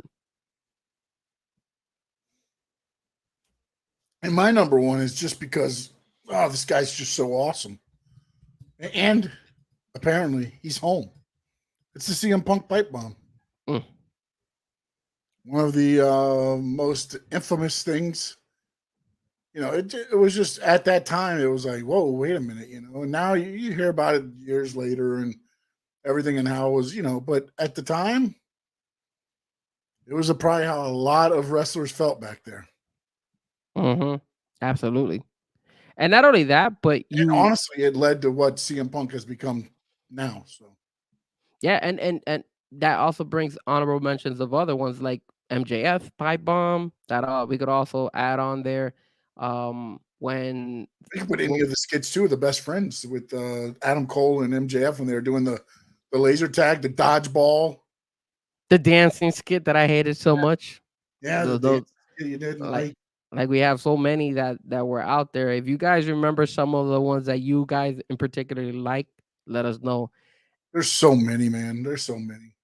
Absolutely, man. But it's definitely memorable moments that we will always remember, and those were definitely our top 5 particular segments that we enjoyed in the wrestling world.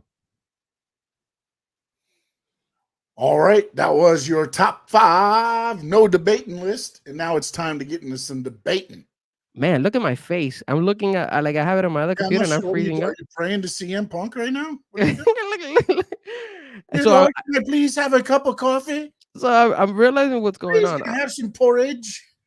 I'm freezing like crazy because I'm on my Wi-Fi. I don't know why my Ethernet is not working, but it is what it is. It's funny though. Yeah, no doubt said Kane first being introduced with Undertaker. Oh, wait, with Undertaker, or when he first showed up in the Hell in the Cell against Shawn Michaels, when Paul Bearer brought Kane out the first time. That was some crazy shit there when the fire went off and then he walked in the ring, ripped the cage off the doors, tombstones Undertaker, and then sets the ring ablaze and then leaves. And then Shawn Michaels, of course, wins Hell in the Cell over the Undertaker. And oh my God, Frankie Frezko is back. Oh, no, not. Never mind. He's back frozen. Man, it's just terrible. I can't get my Ethernet to work properly. I don't know why. That sucks. My bad, guys. My apologies. It's my fault. I had to schedule it for us Friday, man. My fault. This is what happens when you go live, right? On a Friday. I know, on a Friday at 6 o'clock. What the hell? All right, we got about 30 minutes. I want to be off a little bit of time to get everybody, over to watch SmackDown or Ring of Honor if you're going to watch Final Battle. I wanted to pose a question to you because CM Punk is back, and of course, CM Punk is Raw. believe it or Yes. not. So far, and again, I get it, small serving size here. Would you say CM Punk has been used better in the WWE or AEW? Well, I'll say this. When it comes to CM Punk in the WWE, we still haven't seen him even wrestle. So if I have to choose one or the other, I'll say this. I think CM Punk, when he made his first return to AEW, I think it was way bigger, and I actually enjoyed it even more than the way he came back in the WWE world. Now when it comes to the wrestling, that's yet to be determined. I don't know, but something also you might judge me on this, but I actually enjoy CM Punk's music on the AEW side than the WWE side. It's at the very beginning of his song, there's like a little difference between one and the other. Or maybe it's just my ear, the way I hear it or whatnot, but I feel No, like there's I believe Ruckus is the one he mixed something into the beginning of the song for CM Punk more than so just. So I was a little bit. I like the AEW intro song that he had. I like the fact that they focused on the CM Punk and they gave him more time to talk than what they did in the WWE side. So when it comes to the introduction of CM Punk, I like better the AEW side. When it comes to the wrestling, I'm gonna say right now, I have 100% confidence that WWE is gonna do a way better job than what AEW did. I think they've projected CM Punk as a bigger star on WWE than they ever did on AEW. That could be debatable. No, it can't. Yeah. No, it can't. You've introduced this guy, okay? So he's come out, right? He did his thing at Survivor Series, Mm-hmm. War Games, right? Boom, done. Doesn't do anything for a week. Then he comes out on SmackDown. Then he comes out on Raw, and he comes out on NXT again. The pay-per-view, Okay. NXT pay-per-view. Yeah, deadline. He's done nothing at WWE. But his stock is to me higher than it ever was, even when he was at AEW. I mean, other than the dog collar thing and the stuff he did with MJF, that was the only time where I felt like there was a thing of importance on CM Punk. And I just feel like now, especially when he went face to face with Seth, and Seth said, "How are you going to call this home? You've tried to bury this place for the last 10 years, and you want to call it home? No, it's my home. No, it's everybody else's home back there home." And CM Punk got the thing, and he said, "You know what I'm going to do? I'm going to let that one slide, but that's the only one you're going to get." And then he said he's going to go into the Royal Rumble, and he said when he wins the Royal Rumble, then he'll come see Seth Rollins. Don't have to sit there and have him do 67 matches. It's about the importance you put on the matches he does. I can give two shit, and I get it. A lot of that goes on to CM Punk too, because I believe he wanted to work with FTR. I believe he wanted to work with Ricky Starks. I believe he wanted to work with a lot of those guys. And it's a different climate, different culture, AEW and WWE. But I feel like this is the culture that Punk needs because, again, he's not running anything. You're playing by their rules, regardless. Yes, you can go out there and you have a little bit of a leash, and they're trying to blend the whole thing between Rollins and Punk to make money. You know what I'm saying? But when you sit there and look at it, and then also behind the scenes, right? Kofi Kingston comes up to him. He's like, Jamaican me, man. He goes, no, I'm not playing that role anymore. I don't do that. I don't do the Jamaican thing anymore. And then he looks at Chad Gable. He's like, "Hey, I heard a lot about you." Yep. Ricochet. "Yeah, I heard you suck at video games. All right, guys, I'll see you later. I got to head to the bathroom." It's just little things, man, that just like they're putting him into. You don't have to have matches with him to make him seem above and being a superstar.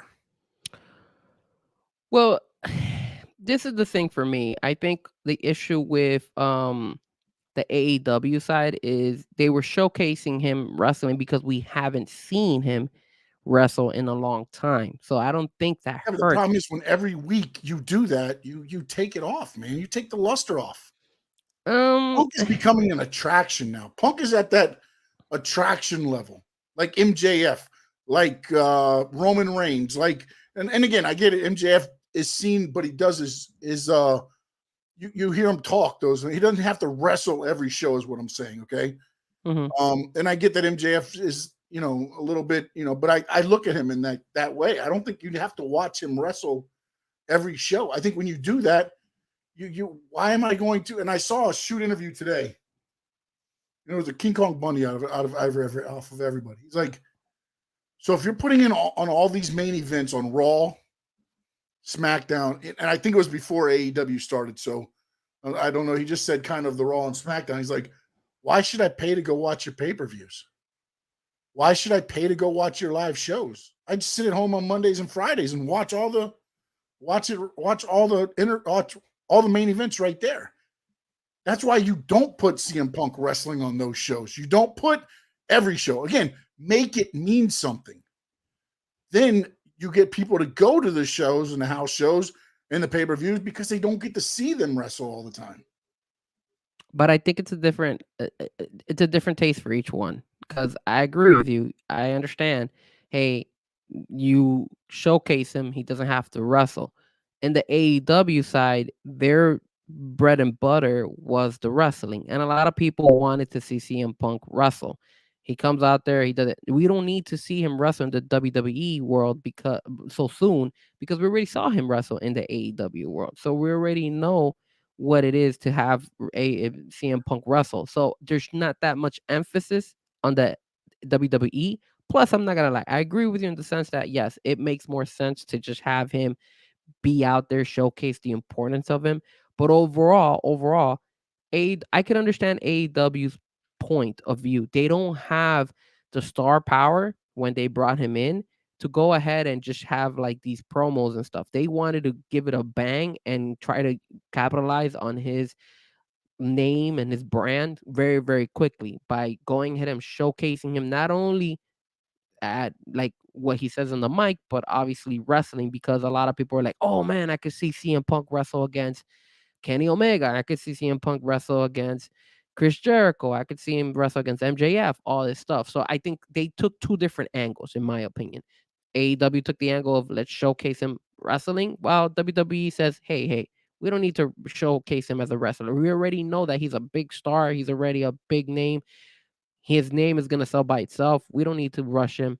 Let's just go ahead and build storylines with him, and then people are going to be invested. AEW, as you can tell, lacks storylines. Their whole focus is wrestling. So let's keep pushing him on wrestling matches left and right. Same thing with Adam Copeland. You saw how they first fight for Adam Copeland was against Luchasaurus. Come on, like, did that make a lot of sense? Probably not. But AEW wanted to showcase him wrestling immediately for the fans. So they're like, hey, we're gonna stick him with Luchasaurus. And that's the angle that they've taken. I prefer the WWE side one, but like I said, that's why when you tell me, hey Frankie, what do you think about who's gonna be the better one of the two? When it comes to the introduction, like the music, the nostalgia of hey, CM Punk is back, I give it to AEW. When it comes to the wrestling and using him correctly, I'm gonna give it to WWE. All right, we'll disagree. We'll disagree on that. All right, so here's your favorite guy. I want to bring this up now. Dominic Mysterio. Most improved wrestler of the year? Are you asking me that question? Of course I'm asking you, because I want you to just jump all over this. Oh, you want me to like crave him? Like if he's like a big box of pizza and be like, yes, he is the best wrestler this year. Absolutely. He has most improved, not best wrestler. Most improved. The best wrestler, and I didn't stutter. The best wrestler. Oh my god. Best wrestler right now. Most improved and most worked and most work rate, maybe. But also this week it was announced December 26th live event. We get Dominic Mysterio versus CM Punk. CM Punk is doing a live show at MSG December 26th, and his opponent, 30 years in the making, or no, 10 years in the making, whatever it is, Dominic Mysterio. There's a reason why everybody loves to work with Dominic Mysterio, and I feel that Dominic Mysterio is way ahead of even his father.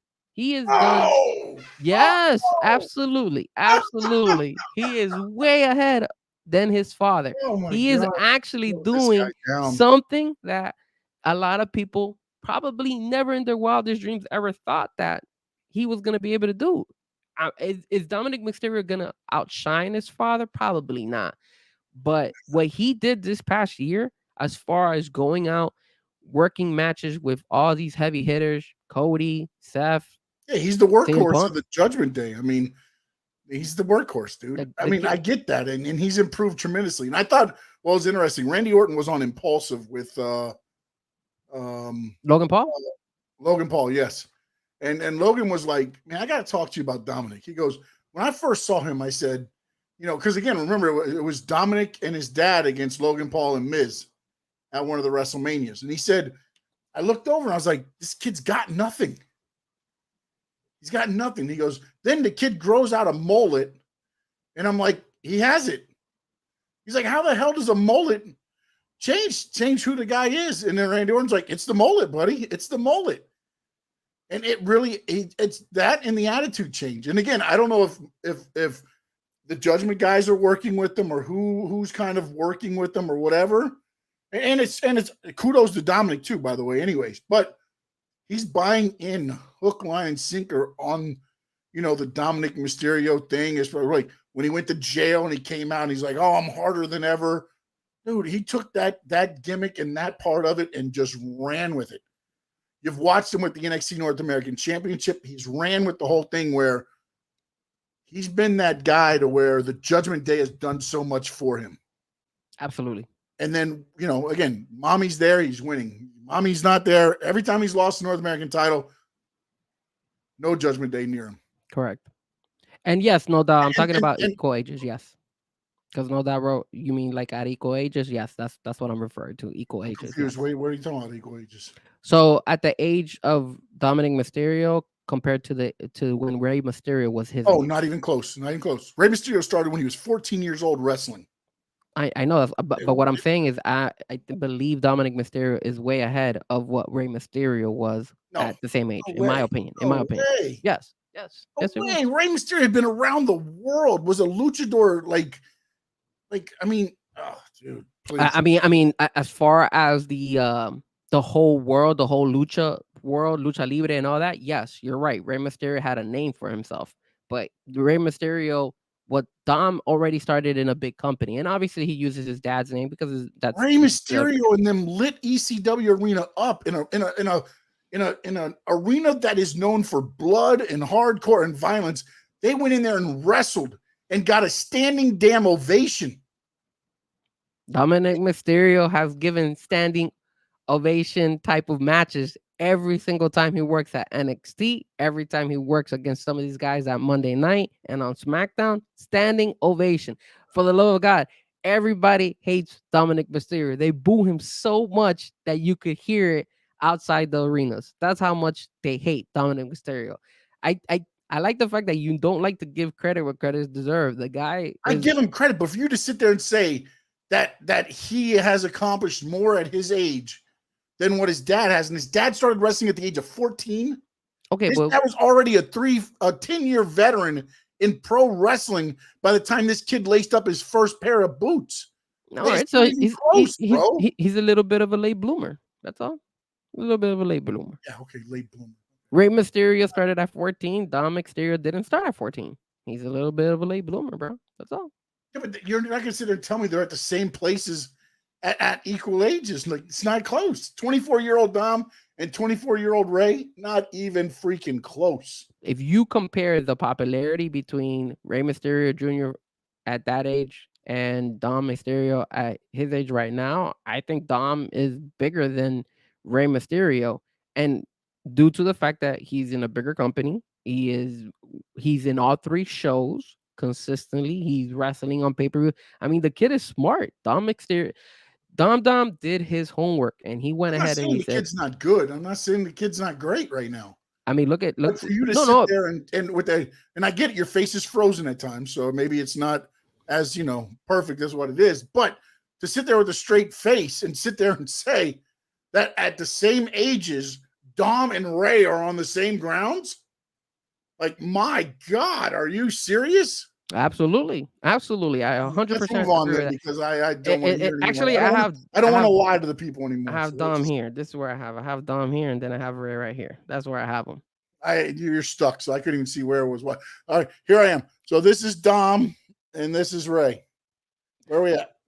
Ray, keep going down. There you go, a little bit down, right there. A little bit higher for Ray. Give him a little bit of credit. There you go. There it is. Dom is better. Dom is better, bro. All right, tonight the U.S. tournament gets underway on SmackDown, and Carmelo Hayes was introduced to the main roster. He's going to be the NXT. We also saw the thing with him and Trill Williams. Sorry. Did he leave me? No, I'm back. Oh, I'm back. Okay. Sorry about that. With Trick Williams and them. So your thoughts, Carmelo Hayes going to the main roster, at least for the U.S. title tournament? I hope they leave him there. Yeah, I do too.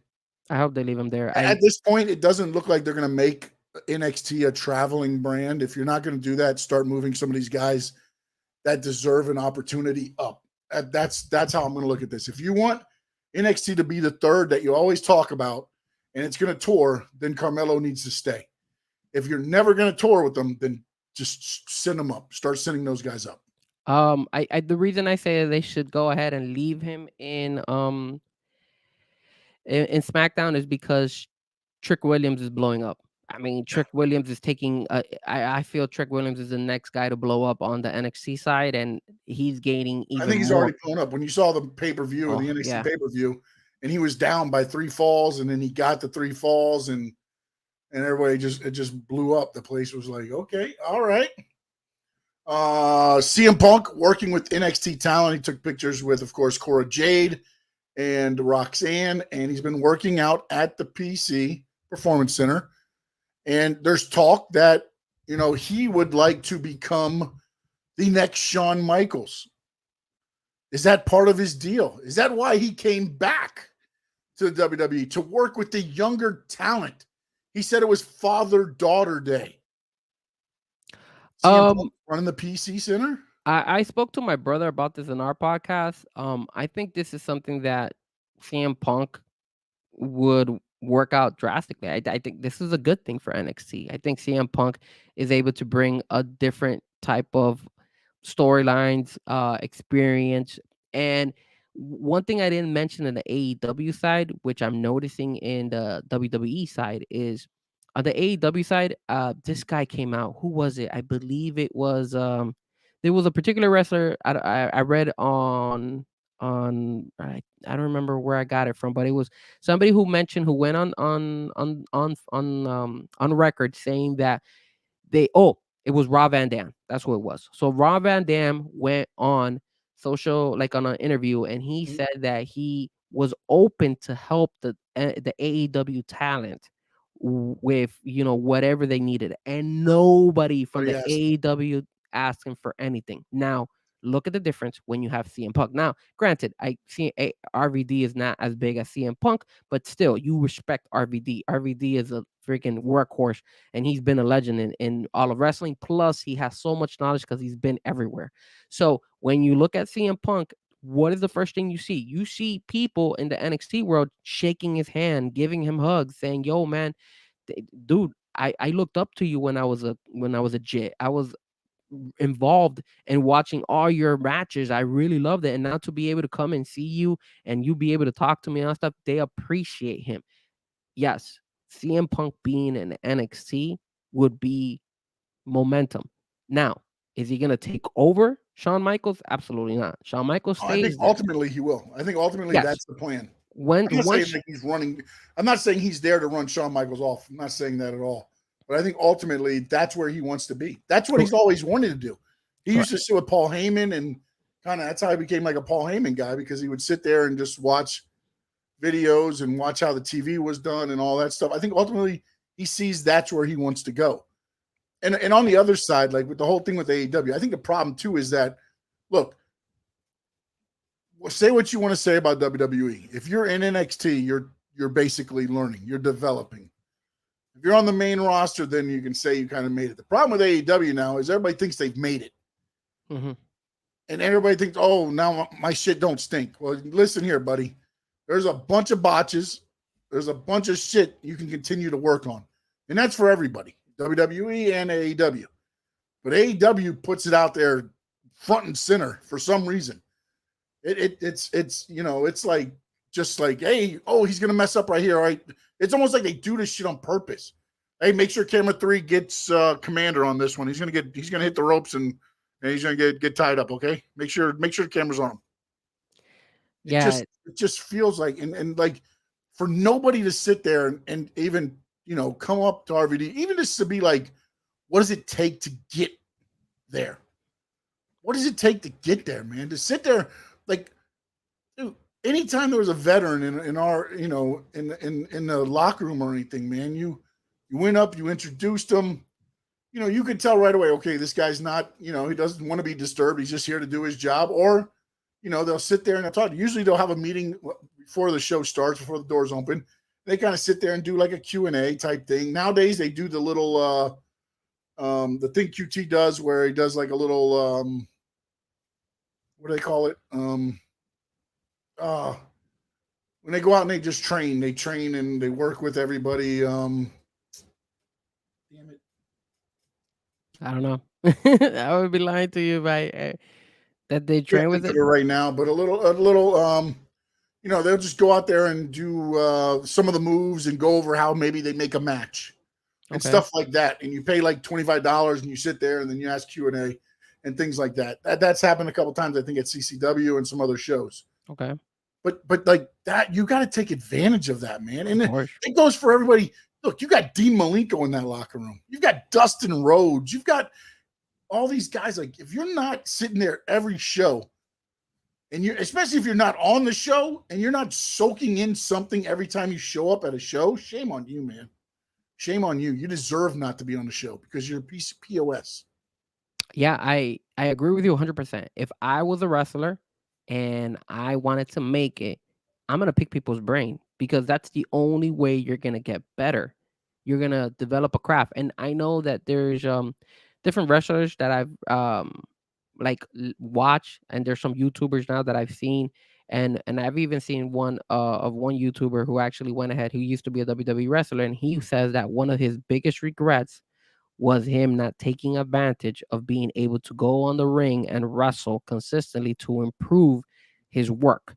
So imagine if, in order for you to be able to make it in the WWE world or in any big wrestling or organization, you need to put in the work in the ring and learn from people who have done it already, who've accomplished it. Like, how are you not going to go ahead and pay respects to RVD and say, hey, yo, dude, how did you do it? Like, how was it the ECW ways? How was it the WWE way? Like, you could easily ask them, hey, like, how is it the WWE way? Especially the mid guys that probably are not the biggest stars in AEW that eventually might get cut in the long run. I would be like, yo, what does it take for me to be able to make it in the WWE world? Because you don't necessarily have to make it in the main roster. You could make it NXT. Look at Lexis King. I don't know if he did anything in particular or his name, because of his father, is one of the reasons that helped him get into the NXT world. But I will tell you this, the kid actually went ahead and took advantage of it. And whatever they're giving him, it's working for him, because in NXT, he's 20,000 times more relevant in NXT than when he ever was in AEW. And I actually like him. And remember what I told you at the beginning? I was like, yo, Lexis King, what a dumb name. No, it's grown on me. I'm like, okay, cool. Especially when he tells you why it's Lexis King. Like, yes. Like, they sat down to the point where they said, this is why I took Lexis King. Yeah, I agree. Took the dad that was there for me's last name. Not the deadbeat. I mean, they went into it just like that.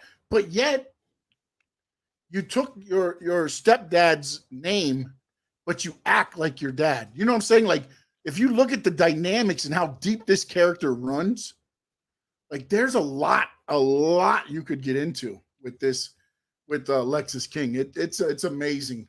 And again, also, I think what happens too is when you're at NXT, you're there. You know what I'm saying? Like you're there 5. I don't know if they do Saturday and Sundays. I don't know how that works. I know some days they're on the tour. they do like the little citrus loop where they wrestle around Florida a little bit. But I mean, you're there every day working out, doing promos, working in the ring. It's a constant grind. And I think that's what they miss. And that's what they could have maybe done with Ring of Honor. And I'm not saying, not make Ring of Honor necessarily developmental, but if you could have made Ring of Honor, not only a show, with the high name talent, but also a developmental a little bit to where you could open up a center. Now you send the guys that aren't getting a lot of time on TV down there to make it better. Now these guys are doing what? Nothing. They're sitting at home, and then they go and they go to Independence. And what are they doing at Independence? They're considered bigwigs. They're AEW superstars. No, people are looking at them to help guide them, not necessarily the other way around. So, that's the thing that's interesting to me. And then also a couple things real quick just to get back to, and then we'll go. The Yeet is back. I'm not sure what happened there. I don't know, the trademark thing. Maybe they finally got it. The Yeet is back with the Uso, with Jey Uso there. Roman Reigns tonight returns to SmackDown. Should be good. Going to be interesting to see how they roll in LA Knight and Randy Orton. Yep. And Nick Aldis. Where does he, because again, he's been kind of like a heelish compared to Adam Pearce. Adam Pearce kind of is just there. Nick Aldis seems to be more take charge, more in there. I wonder how that's going to roll out too. We'll see how that goes. And then also Cody came out in a podcast and he said, we will see MJF in a WWE ring one day. Man, I saw that, and I was a little bit concerned of AEW because I don't think it's anytime soon. I think it'll be after. I believe, and let me tell you something right now. If Tony Khan is doing all this with MJF right now, and there's not a signed contract, Tony Khan should be the guy on trial, not the guy that took the $22 million from the Jaguars. And I don't know if it's bad of me when I saw Jaguar employee steals $22 million. I automatically thought that Shad was going after Tony for what he does with AEW. I was like, oh my goodness, this guy, he's finally figured out AEW. He knows his son's stealing the money now. Now he's going to shut it down. But, so it's going to be interesting. But I, Tony, please tell me you're smart enough to do this whole devil angle leading into the new year when his contract is supposed to be due and you don't have a deal with him. Yeah, I hope he does. I hope he really does make that. He has already signed him because Cody saying these type of things does not help either. Not only that, and then other people said other things in that thing. Cody said, look at what he's doing with his body. He's beefing up. Why is he putting on muscle? Because you got to go in, you got to work Omos. You got to go in and work Braun Strowman. You got to go in and work all these big guys. You know what I'm saying? So it was interesting. Dom Mysterio. To hear, Dom Mysterio. It's interesting to hear all those about there. It's going to be interesting to see what goes on there. I want to start wrapping this up. I'm sorry I'm kind of short here, but getting short on time. But Josh just came in. He said, when is the next CCW event you guys are going to? The guy that I told Frankie he wrestled in that company. Do you know who that was? Josh, what's the name? Or yes, he did mention it was the guy with the, remember the one that we went and we saw he had the tights all the way up? That guy. It was that guy. I actually He was there. Yeah, he was funny. He was cool. Remember that we were like, oh, we could give him a wedgie. They give him a wedgie because they're pulled up so high. Yeah, no, they were so high. Yeah, that guy. It was that guy. And then the other thing I want to talk about real quick. Oh, wait, go ahead. I'm sorry. Yeah, I know I'm froze. Sorry, Josh. I'm having internet connections when it comes to my internet. It's Friday. It's not used to. Yeah, we're not supposed to be on today, so I apologize. I apologize, guys. Sorry. But on a positive note, though, you could at least hear me. Right, you guys haven't. Well, now you're there. You're there, but the it's like a Chinese movie where you talk, the words come, but it doesn't match necessarily with your lips. Oh, damn, that sucks. Well, I'm sorry, guys, but you can still understand me, right? Yeah, no, you're fine. You're good. Are you just talking shit? That's what you're doing. So the other thing I was gonna say was to answer Josh's question. Yes, I'm gonna be at the CCW event for the next one in Hialeah, which is I believe it's in January. Let me look at my calendar here because I looked it up the other day and I was like, okay, I'm not booked for any event. January the 6th. So January 6th, I will be at the Hialeah one So if you guys are gonna go to the one in Hialeah, Josh, if you want to go, Boss B, I know Boss goes to all the shows. I will be on that one that event. I will probably try to be there, but then also the following Saturday, this is what I want to get into real quick. CCW and NWA have joined forces at Revolution Live. NWA is doing a show at 7:00. And from my understanding, the main event of that card, the NWA card, is going to be EC3 against Matt Cardona in a death match for the NWA World Heavyweight Championship. Then at 9:30, I'm not sure how they're working this out. It's called CCW NWA Revolution. They're at Revolution Live. Where's Revolution Live? Fort Lauderdale, Okay. down by the beach area. That's where O goes for his concerts, believe it or not. Yeah, no, that's why I've heard of it. And that's going to be Saturday at 9:30, doors open, 10:00. The second card will start. I don't know if it's going to be CCW versus NWA or how they're working that. But Gangrel will be there. QT Marshall will be there. They had quite a few others that were named on there as well. So it'll be interesting to see how they go, because also the NWA is a taping. So it's maybe some of the CCW stars will be involved in some of the taping as well at Revolution Live. And the cool thing is, and I don't know if you saw this, but I believe it's Progress Wrestling. Mm-hmm. Billy Corgan made them an NWA territory. Oh, And wow. remember back in the day, NWA had territories set up all over to where the champion would travel and go to. And I don't know, it's totally speculation by me, but I wonder if they're going to offer CCW to become an official NWA territory. Wow, that'd be cool. That would be a big jump for them too. Yeah. That's a good thing. I mean, I am available that day as well. I don't believe I have any events that day, so unless something changes as of right now, I could go to both of those events. I'm definitely going to the one on Hialeah. I'm able to. I particularly one of my friends hit me up and they're like, "Frankie, we're gonna go." I'm like, "Yeah."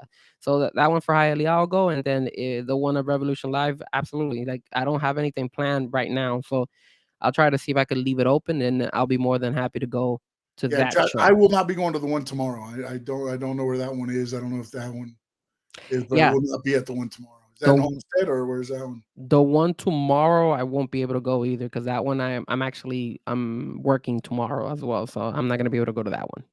So, Josh, you're our reporter for the Squared Circle Digest. So make sure you send us results, okay? Please. You can hit me up at Sean_Stanley11. You can hit my man up at Frezko Music. If you're listening to us on our YouTube channels, appreciate you listening to Sports Talk with Sean Stanley. And, of course, Mr. Frezko is at Frankie Frezko. Frankie, tell him about the YouTube channel, sir. Well, hopefully we don't run into situations like today. Again, I don't know how many times I can apologize. I apologize. My internet is acting up today. But yes, my show, Let Me Talk to You, every Wednesday, 8:00. I do a show with my brother. We are working on bringing more and more guests. So if you guys are interested in being part of the show, you're more than welcome to go ahead and DM me. You could send me a message through Instagram or through Twitter or through Facebook or even TikTok, either or. And then you don't have to be in any particular segment have to be the whole show. You could just be in a particular segment. Like we talk about NXT, we talk about Miami Dolphins, NFL, the Miami Heat, NBA, and we also talk about a little bit about soccer. So every Wednesday, 8:00, Let Me Talk to You, a podcast, Frezko Music. You could find it on my platform, on my YouTube channel, Frankie Frezko. And you could follow me, like Sean said, at every social media platform under the name Frezko Music. All right. And then for me, you can follow me at Sports Talk with Sean Stanley. I'm going to follow more. I'm going to start doing more Dolphins, Heat, Panthers stuff. Also, NASCAR's kicking back up in February with the Daytona 500. I'm hoping to be there. The only problem is I don't know if the Dolphins are going to the Super Bowl, and I don't know how the workup to that is going to be, because it'll go from one weekend the following weekend, and I don't know how that's going to work out with the shows. So I got to wait to find out about that. But so it'll call for NASCAR, wrestling, of course, and then, of course, the Dolphins, Heat, and Panthers. I don't talk soccer. I don't know enough about the round ball. Oh, can I say something? No, you're done, buddy. You're shut off. So I want to ask you this, and this is an invitation to you guys and to Sean as well, even Big O, because now that you bring it up, I would love for you guys to be a part of the soccer world if you guys are interested. Copa America is in South Florida. It's in Miami, the final. I myself have availability to actually book a suite, and I'm working on getting a certain amount of people. We're trying to get about 40 people to get the suite. The tickets for the suite will be at a discounted rate, so it's not expensive. Like for a final, it's different, and we have a suite, and we get food, and we get drinks. So if you guys are interested, or anybody is interested and would like to be part of the suite, go ahead and send me a message. I'm working on getting it. I'm trying to get 40 people. That way, it would be a big suite, and it would be at a very, very big discounted price. It won't be expensive, and we could. I don't know who's gonna be in the final. We don't know. Probably Argentina, but it's a good way for you guys to, if you're interested in soccer, or if you are a soccer fan, to come to a final and experience that. I think that's gonna be cool, and that's something I'm working on. As far as the Miami Dolphins is concerned, I will be at the game. I don't know if I'll be at the game with the Jets this weekend, but definitely for the Dallas Cowboys game, I'll be in there. And catch me, I will be wearing a Santa Claus outfit. So if you guys see a Santa Claus, it might be your boy Frankie Frezko out there with a Santa Claus. Just letting you know. Just letting you know. I did it last year. I'm doing it again because Christmas falls same time as this game. So FYI. Awesome. But I was saying whoa to one other thing. You're going to want to tune into SmackDown tonight. I'll just let you know that right now. Ooh. It's going to be a crazy listening. Looking at what I was just sent, the main event can be pretty awesome. Until then, in the words of the great Gordon Soley. Now, actually, these aren't the words of the great Gordon Soley. Don't forget to follow me at Sean Stanley Sports Talk. Hit the subscribe button, the notification button. Go to Frankie Frezko. Hit the subscribe. Hit the notification. The like. Follow us on all the social media platforms at Sean Stanley 11. For me, at Fresco Music for Mr. Frankie Frezko. And now, in the words of the great Gordon Soley, so long from the Sunshine State.